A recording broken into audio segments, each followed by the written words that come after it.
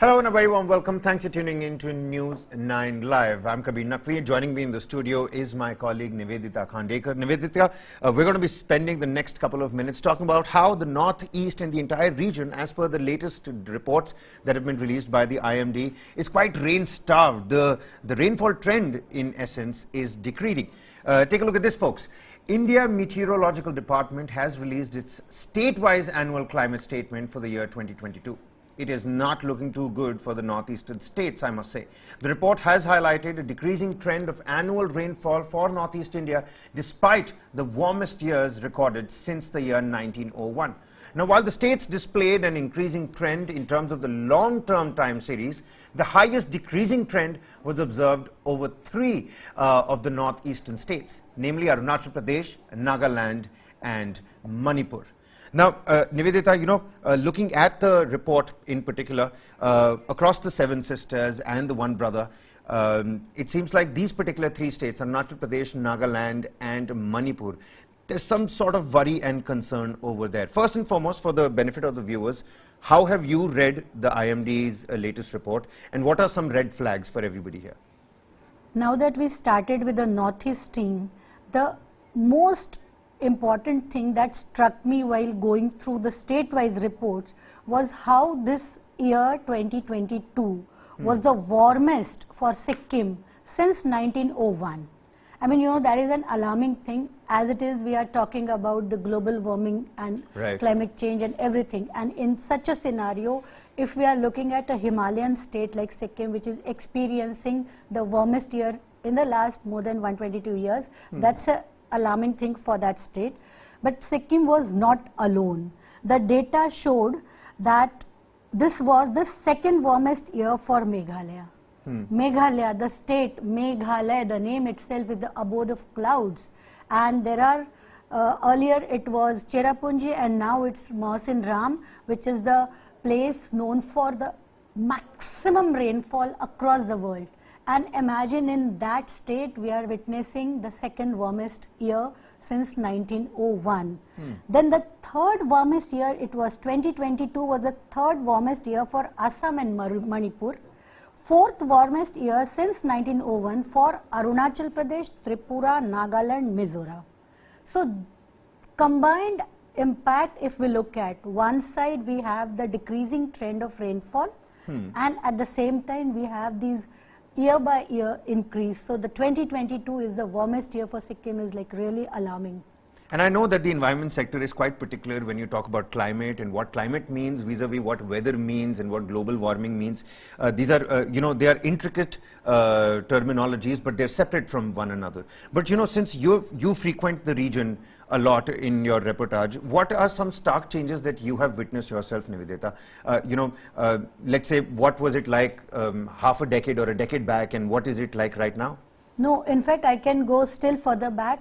2011 was my first major reporting trip in Northeast. I had spent 1 month in Arunachal Pradesh. Since then, I've been like regularly going. And my latest trip was this March 2023. And I could witness everywhere till whenever my eyesight could go, empty fields. Why? Because there was no winter rainfall. I went to a region called Silchar, which is North NC Hills. It was the earlier name was NC Hills, and then beyond that is Silchar. Silchar has been witnessing so much decrease in winter rainfall that they have completely stopped taking winter crop in that area.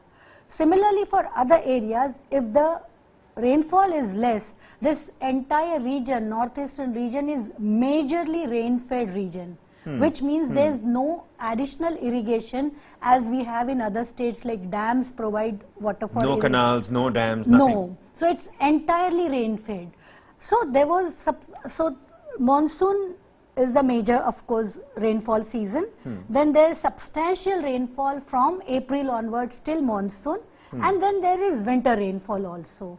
So there's a stark decrease in of course the monsoon rainfall also, but winter rainfall and April to June also. So winter rainfall is not as heavy or large as the Decreasing, yes. pre-monsoon or monsoon Correct. rainfall, but it is important for that region Exactly, as well. it is And your important. recent trip to the Northeast, you realized that there was no winter rainfall at all. No winter, almost no winter rainfall, and the impact of that I could see on the ground, especially in Silchar area.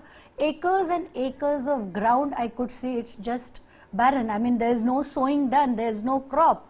And then the latest trend because of that is, unfortunately, now people are turning to extract groundwater through borewell for irrigation, which was not done till recently in other parts. So that is one aspect. Another aspect from my own reporting, and then the data also supports that, is the loss of forest cover.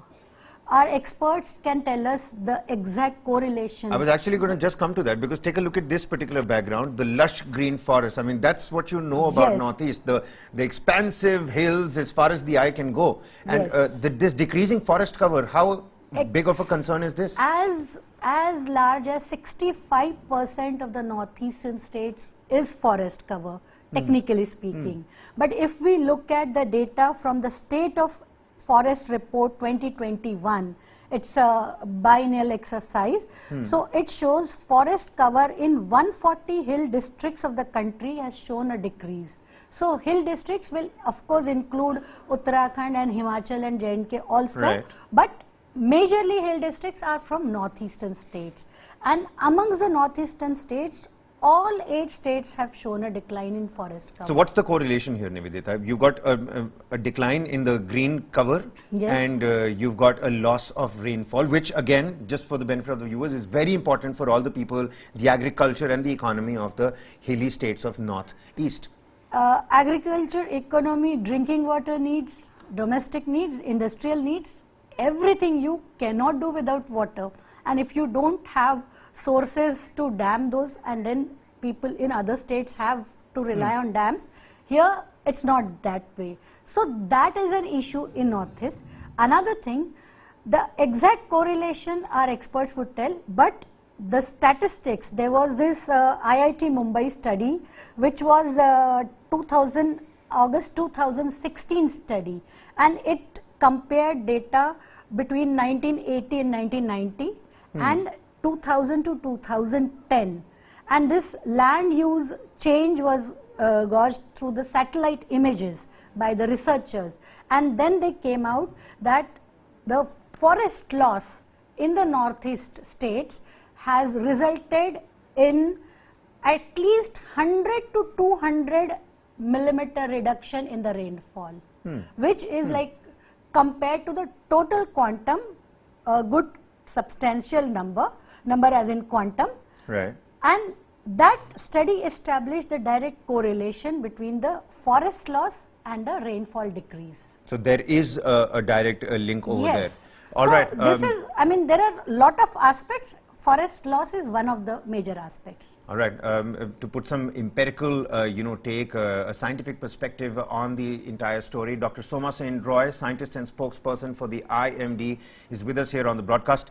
Dr. Roy, in my earlier exchanges with Dr. Mohapatra as well, I mean, the decreasing trends of rainfall in the Northeast is again not something that's new. Last year we were talking about how Northeast had recorded the lowest rainfall in about 122 years. That particular news was making the headlines. But this correlation between rising temperature and the decline in rainfall, if you could, with proper scientific backing, help the viewers out here, because these are, like Nivedita was telling us, in the highlights of the IMD report, people talk about various states, but northeastern rain, which is so important for the entire region. Let's not forget, it's a rain-fed agricultural economy. It is really important. What's your take on that, ma'am? See, if you really see northeast rainfall, it is. You must remember, Northeast does not get its peak rainfall during monsoon season. Its peak rainfall happens during April to June or July. So that is the period when you get, sometimes you get very heavy to extremely heavy rainfall. And again, if you really see what has been happening even during the monsoon season, Northeast India gets good rains when rest of India gets bad rains. It's as simple as that. It's a once the monsoon trough shifts to the foothills of the Himalayas, immediately the rainfall increases in the northeast, and we start getting less rain over the plains.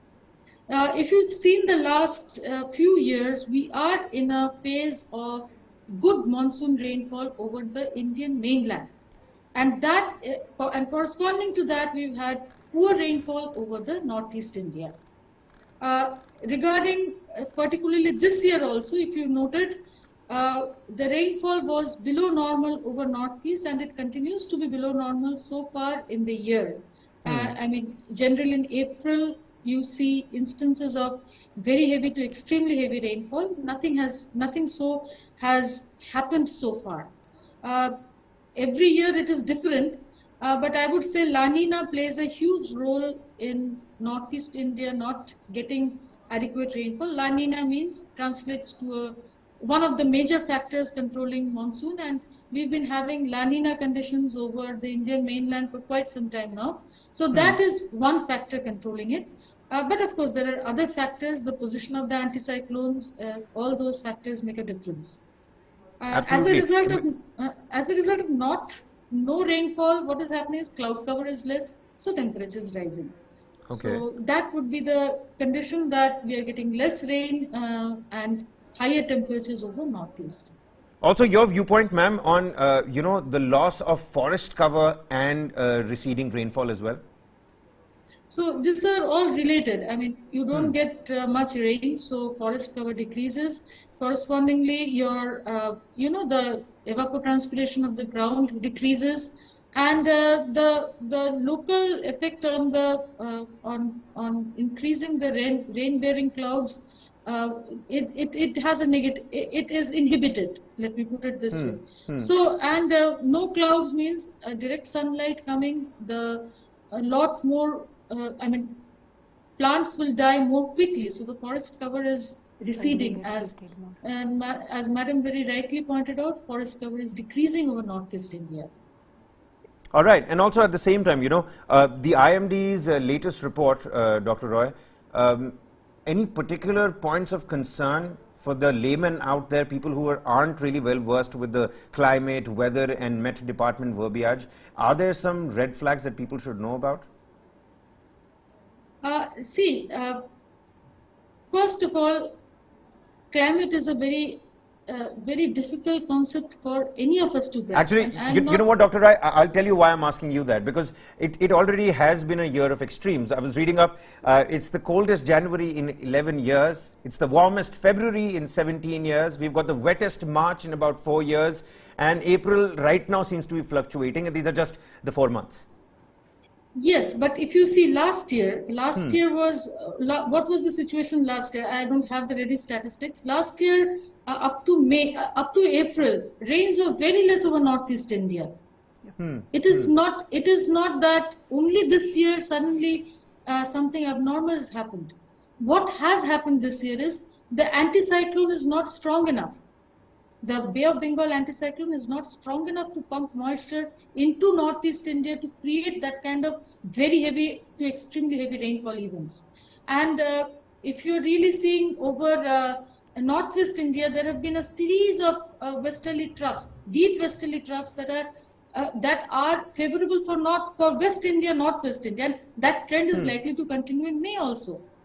So really speaking, situation is not likely to change. But if northeast is looking for a silver lining, we can say that the latter half of the monsoon season, we are likely to see El Nino conditions.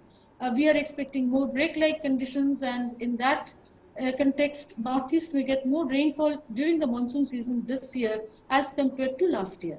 This is only a estimation, but we can only say more clearly once we get the updated forecast. Also, Dr. Roy, Nivedita here in the studio and myself, we were having a conversation just before the show, talking about how this opens up actually another door for a debate about the kind of irrigation, the canals and the lack of it rather in the northeastern region. Do you think the IMD with the great voice that it is when it comes to, meteorology or, climate change as well. Do you think the IMD can act as a catalyst here in pushing forth those ideas, that particular policy making when it comes to building of dams, irrigation, canals, because it is a rain-fed agricultural economy over there? You see, I think Ms. Nivedita, I joined the meeting in the middle, and I could see she was an expert in her field. I did not know whether she's covered a particular point, but let me tell you, the soil in the Northeast is not the kind of soil that holds water. So even when you're talking of water shortages, during non-monsoon months, even in Meghalaya, even in Cherrapunji, if you go there, people are buying water. People are bringing water from remote areas to get the water. So water shortage is not a new problem for Northeast. But yes, overall, yes, the rivers are getting less water. The downstream effects, like as you really pointed out, downstream effect of the water shortage is likely to be much more devastating in terms of agriculture. It is in fact over Bangladesh and Bengal, which are mainly fed by the waters from these rivers. So that is a different issue entirely. It is a lot of ramifications that are going to come up. But if you're talking of dams, yes, dams already exist because this is a perennial problem. Non-monsoon months, water shortage is a problem in the Northeast. And if you ever go in winter, you will see people bringing buckets of water from the nearby tap. There is no, so much of rains, but the soil does not store any water. So despite all the efforts, and the soil is this is a very landslide prone area. So big hydroelectric projects can take place in very few areas. It is not that it can be like we have seen the effects of setting up huge hydroelectric power projects, and one earthquake comes and how it totally devastates a large area. So these areas are very fragile. That is the right word for it. So that happens. It is not that easy to recommend that you build more dams. Right. That option has already been looked at, but not really very workable so far. Of course, there may be options, but we need to see to it. Doesn't seem conducive to the area and the factors at play. Nivedita, would you like to resonate on what Dr. Roy here is talking about? I mean, it's a catch-22 situation. What must you do? The soil doesn't retain a lot of water. It is, prone to landslides. You can't have very hefty and big-scale projects when it comes to hydropower. So when I was pointing out towards the rain-fed agriculture and the absence of dam, I was definitely not advocating more dams. I was just pointing out to the fact that in other parts of India, farmers can rely on dam water, canal water, but here there is no option. One, because the area topography does not have that kind of thing. The soil, as ma'am has rightly pointed out, soil does not retain water, and that's why even in Meghalaya, that's a problem, that the places which get highest rainfall suffer from water problem, and other places also where there is ample rivers and those places also have water issues. So those are two different things. I mean, having dams is not related to this kind of problem. Another point which I would want to add to this thing is the policy of what to do in Northeast and what kind of infrastructure development can happen will not have much input, so to say, directly vis-a-vis IMD. IMD can tell about all the weather-related factors, or it can give a forecast, or it can have, as IMD has come out with, climate assessment and vulnerability assessment maps and all that. So it can give a pointer. But what kind of infrastructure development is to happen, and especially we have Jal Jeevan mission which takes tap water to every house and all that. So these are linked and not linked directly, right? Absolutely. So all in all, it seems like to Nivedita, you and Dr. Roy on the broadcast with us, it seems like there is not much to worry here, right? from where I'm looking at things from the summary of what both of you have told us right now, it is a cause of concern. It is cause of concern, definitely, especially in terms of long term, basically. All right. In terms of when we're trying to foresee the kind of problems that the country can face, yes. Dr. Roy, on a scale of 1 to 10, where would you place this particular problem? You told us that last year we were talking about the same thing. It's not, a sudden change in scenario. On a scale of 1 to 10, how big is this problem, and how quickly and swiftly must we act on it?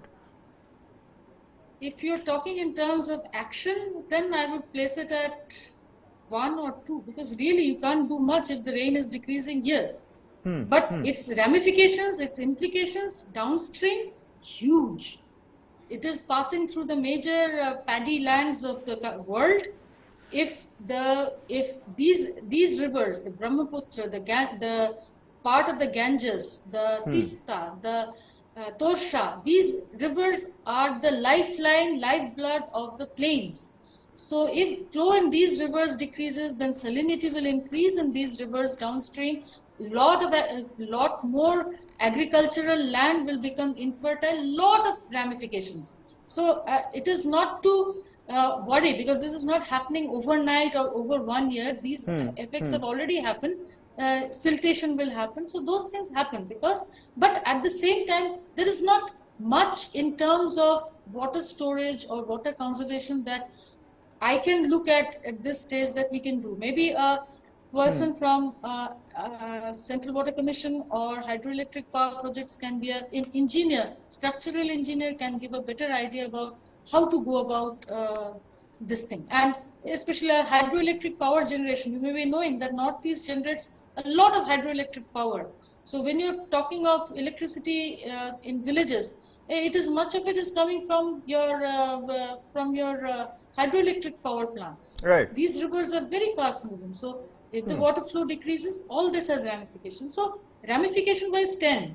And in terms of action from you and me, we can only monitor the situation. And action from our side is maybe 1 or 2, because we can't do anything about it. Dr. Roy, quite a helpless situation, if I may. Just Yes. 2 points on the action scale, but let's say 15, 16 on the ramification scale. But it seems like the silver lining that you spoke about was that this monsoon, the Northeast region might end up getting more rainfall than expected, which certainly is a good thing for the entire rain-fed agriculture as well. Yes, well, fingers crossed, and hope that good sense prevails. Ladies, it has been a great conversation, Nivedita, with you here in the studio, and Dr. Soma Sen Roy, scientist and spokesperson for the IMD. Many thanks for joining us and helping us out with your insightful inputs. That's all the time we have for you in this edition. We're going to slip into a quick break. Lots more coming right on the other side. Keep it with News9 Live.